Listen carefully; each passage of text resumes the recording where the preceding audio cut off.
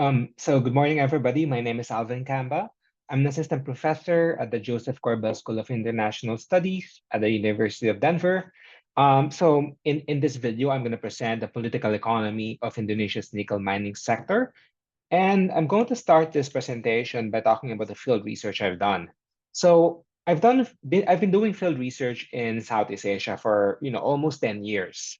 In 2019, specifically from April and May 2019 to November 2019, and more recently November to December 2023, I've actually done research in Indonesia, specifically in Jakarta, Sulawesi, where most of the nickel reserves are. I've interviewed Indonesian political elites, business elites, Chinese firms, some of the small scale, large scale mining companies, the officials in nickel smelters, some people in the regencies, etc.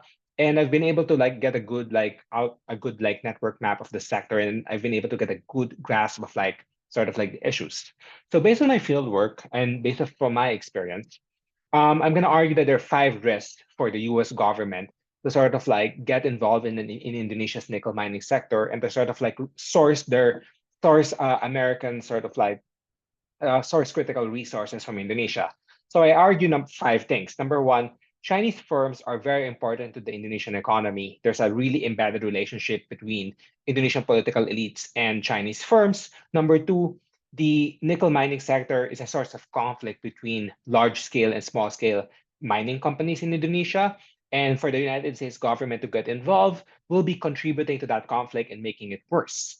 Number three, the nickel mining sector, specifically smelting and even the mining, the extraction part per se, it's a big source of costs on communities and will be contributing to that part as well should United States companies get involved heavily. Number five, similar to social costs, there are environmental costs, specifically flash floods, deforestation, water pollution, and you have issues such as the rise of cancer rates, the rise of diseases as well. Those are unintended consequences and sort of the environmental ramifications of extraction. And if we think about the goals of, let's say, U.S. foreign policy in terms of human rights and sort of the well-being of people, this would be going against sort of the well-being of many of people in Indonesia. And finally, there's an ideology of industrial policy amongst Indonesia's political elites.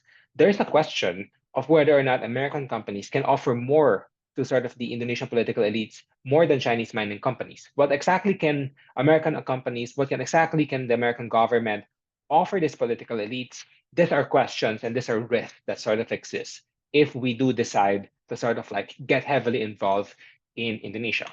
So the first one is this story of basically Indonesia's political context, sort of how did the Indonesian government get heavily involved with the Chinese, specifically in the nickel mining sector?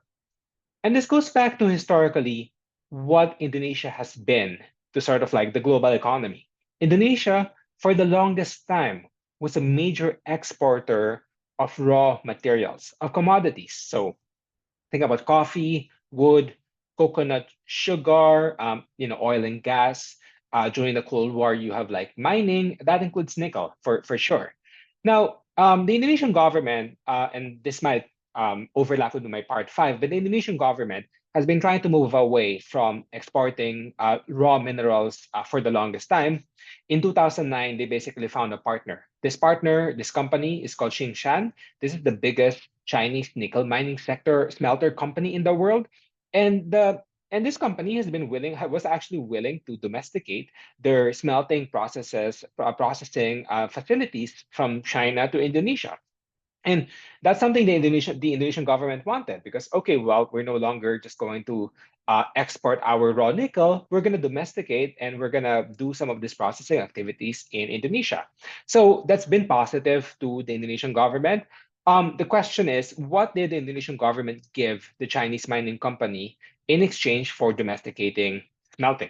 So the Indonesian government indirectly promised nickel prices at a very, very affordable rate at a price lower than what this Chinese company would have gotten elsewhere. And how did that become possible?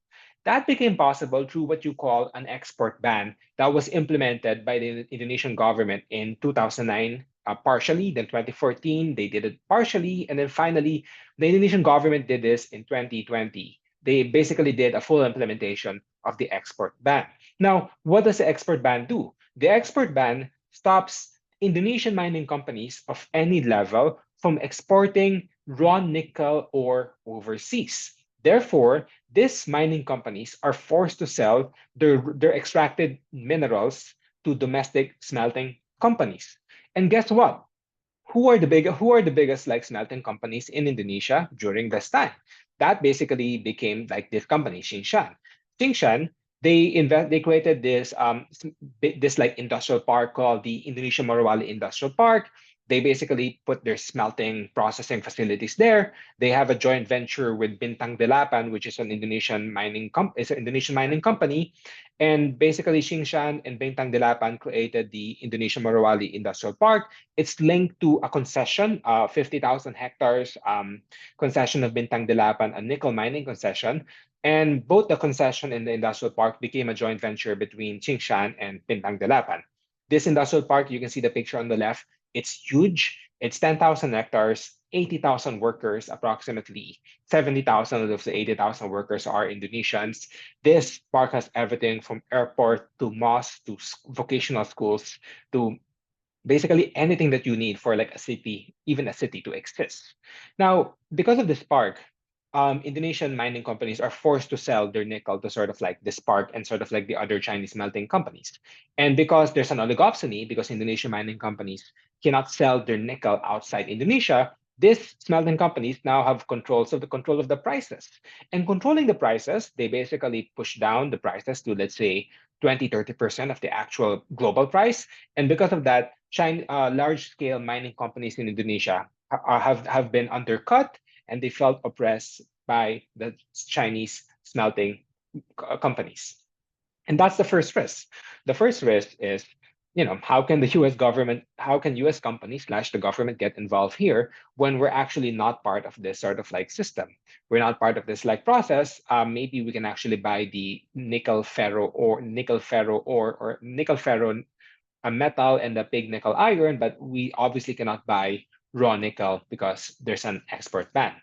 Now, the next risk for me is that because of the export ban that exists, there's been increasing discord between large-scale mining companies and small-scale mining companies in Indonesia, or what people call artisanal small-scale mining companies. Now, in every large-scale mining company in Indonesia, there's a small-scale mining company created by, let's say, the people in the villages. And what they usually do is that there are smaller concessions in a bigger concession by the large-scale mining company, where they allow the smaller artisanal small-scale mining company to operate. In exchange for operating, the small-scale mining company either has to do free labor or free work for the large-scale mining company, or they basically share a particular percentage of their extracted like metal slash ore. Now, because large-scale mining companies are being undercut by the smelting companies, by the Chinese smelting companies or the Chinese Indonesian smelting companies, the large-scale mining companies are then undercutting and passing on the cost on small-scale mining companies. And therefore, you basically have the rise of conflict amongst these companies. And you've had small scale companies getting kicked out of the concessions, and you have like small scale mining companies sabotaging the large scale mining companies, and basically a lot of messy things. And if the US government gets involved, there's an issue of, are we making the lives of people worse? If US companies get involved, there's a question of, are we contributing to corruption? Are we contributing to other problems? And this gets into the third problem of externalizing costs in communities. So again, going back to how smelting companies are undercutting large scale companies. As a result, large scale companies are undercutting small scale companies. Many of the costs of these activities are getting externalized on communities. So you can think about the dumping of mineral tailings on roads. You can think about not paying, let's say, the wages of like the laborers, which a lot of them belong to communities. And you can think about the farming areas of the communities, or sort of like they're like tourism areas where sometimes they have tourist companies and they get like foreigners to sort of come in. Many of these like areas are getting affected by mining, either mineral dumping, or their lands are getting sequestered illegally, and then they're being turned into some sort of like mining area. Whether that mining area actually has like resources or not is another question. Nonetheless, communities in Sulawesi are suffering. And then there's an issue of, do we want US companies to get involved here? Is this another risk that might blow back on the US companies and the United States itself.